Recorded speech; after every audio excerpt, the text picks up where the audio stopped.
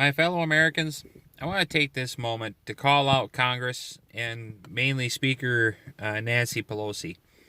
You know, when we don't show up for our jobs, even though in these extenuating circumstances we have governments telling us we can't show up to our jobs and are paying us more than we would make to work at our jobs to not show up, uh, we get fired when we don't show up to do our work. We don't get paid, we get penalized. Well, guess what? You are all elected to represent the people of the United States in the people's house. Why is Congress going to remain in recess? You're supposed to be there working. It's time you guys got off your high horses. Instead of telling us what to do, you get back to work and listen to the American people. We are your bosses. You do not boss us. Our Constitution and our forefathers all laid out a government that is by and for the people, not the government. So instead of sitting here trying to shut us down, grandstanding, talking about your ice cream and your $24,000 refrigerator. How big's your $24,000 refrigerator, might I add? I probably got some junk refrigerators here at my scrapyard that are probably equal. But you paid $24,000. I could pay $400 for a new one.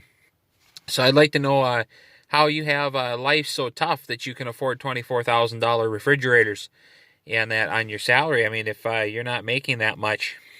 So instead of trampling our rights, Speaker Pelosi, how about you guys get back to work and start figuring out how do we prevent governors and other area government from actually taking away our rights, and make sure they adhere to the Constitution and laws as they are written. And another thing I want to see nobody getting paid in Congress. The government has failed to do its job. So therefore, if you don't show up to work, as you're not, you should not be getting any pay whatsoever. Period. Because that's exactly what happens to any American that don't show up for their jobs. We don't get paid, we get fired. So consider this the warning to all you congressmen. Time to start serving the American people again. You've forgotten this. You have become drunk on power. It's all about that mighty paycheck, and it's all about being able to win the next election. This is why term limits are very crucial, and why it's getting to the point that the time of party politics, there being a Democrat and a Republican, are going to have to end. We have to get back to where we're all just independent people who are elected by our neighbors and people in our districts, in this case dealing with Congress, that have no party affiliation. We're just a person. You know, when I walk up to you, I am my name. That's who I am. I am not Democrat. I am not Republican. I am here to listen to you and serve your interests, just like it used to be. That's what we have to get back to.